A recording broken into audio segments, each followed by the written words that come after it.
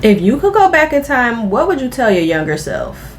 In today's video, I'm sharing lessons I've learned the hard way and what I wish I could have told my younger self about life, love, and finding my true purpose. Whether you're struggling with making decisions or you just need a little wisdom, this video is for you.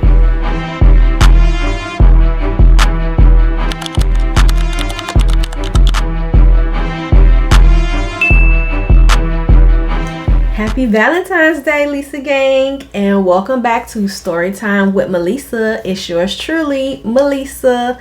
And here on this channel, we believe that God is not in the box, so we don't place ourselves in the box that He created us to create.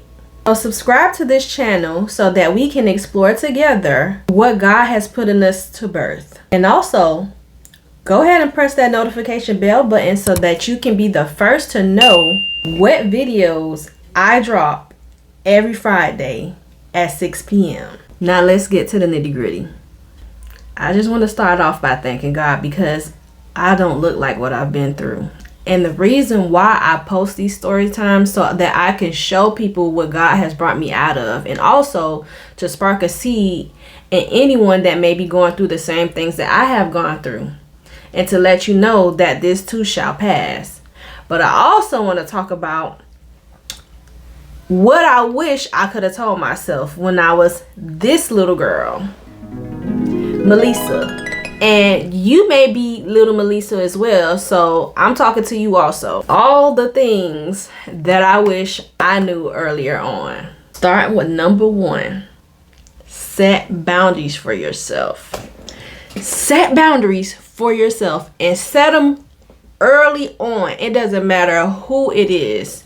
You got to set boundaries, because once you give a person an inch, they'll take a whole mile. Heck, they'll even try to take a yard.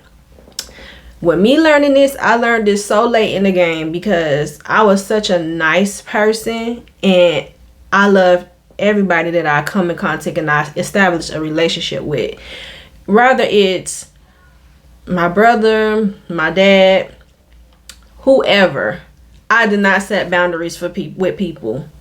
And so now that I'm grown at my big age, I realize that people are people, and if you don't establish them earlier on and you decide to set the boundaries later on, oh, you're gonna be everything in the book but a child of God. So you better set your boundaries early on. No is a complete sentence that needs no explanation. Number 3, listen to the ugly truth instead of a pretty lie. And keep the ones around you that tell you the truth, no matter how brutally honest they get. Number 4, learning financial literacy. Yes, so I was born into poverty. I didn't have parents to teach me how to manage my money or budget my money. So yeah, I'm still paying for that to this day. Learn about money. Number 5, which is staying abstinent until marriage. And the reason why I say that is because I've lost my virginity at a very young age, and I lost it at 15 years old. And looking back, I wish I would have kept my virginity and was more serious and intentional about being married. I didn't think about the long run, and we'll get into more of that later. But when I think about all the guys that I was intimate with, they took away something from me that was so precious, and a lot of them were not worthy of, even touching me. So I wish I would have been able to abstain myself, because your virginity is something so precious and you can't get it back. So that's my number 5. Number 6, which is you're beautiful. I would definitely have told myself that I'm beautiful, because growing up I didn't think I was beautiful, and I didn't really have my mom or my dad tell me that and affirm me that I was beautiful, or let alone pretty. I always knew they loved me, and they did tell me they loved me, but they didn't never really express how beautiful I was or how pretty I was. And then when I would look at other girls and see the attention that they was getting from other boys, and I didn't get that attention, so I always used to think that I was ugly. So you're beautiful, and if you think you look funny, you'll grow into your looks. Number 7, find out what you want to do with your life and stick to it. Because if you don't know what you want to do with your life, you'll find yourself blowing in the wind or winging it. And once you start blowing in the wind, you'll land pretty much anywhere, and it might not be a pretty land. So stick to what you want to do with your life. Number 8, make sure you are emotionally, spiritually healed before you jump into any relationship. Because once you get into that relationship, it may be cool, lovey-dovey in the beginning, but eventually you'll bleed all over that person, and it's not fair to them or to you.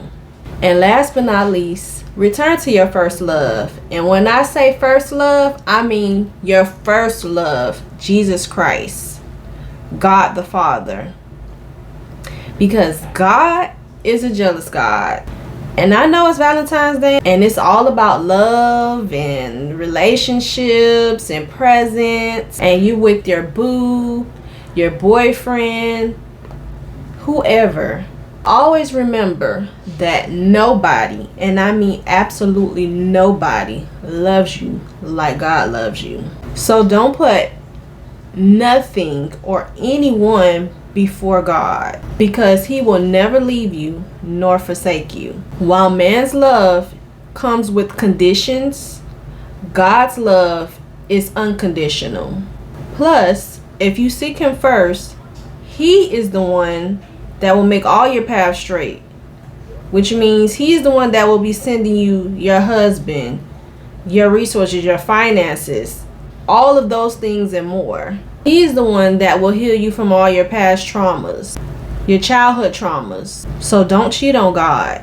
Put Him first in everything that you do. But I don't want to talk y'all heads off, because there's so much that we could just chop it up about. If there's anything that I may be missing that you might want to share, be my guest. Go ahead and put it in the comment section below. Maybe you can help another sister out with some wisdom. Thanks for watching, and I hope this video resonated with you. Don't forget to like, subscribe, and remember, don't put yourself in a box, because God is not in the box. You are created to create. So get to creating, and I see you all in the next video.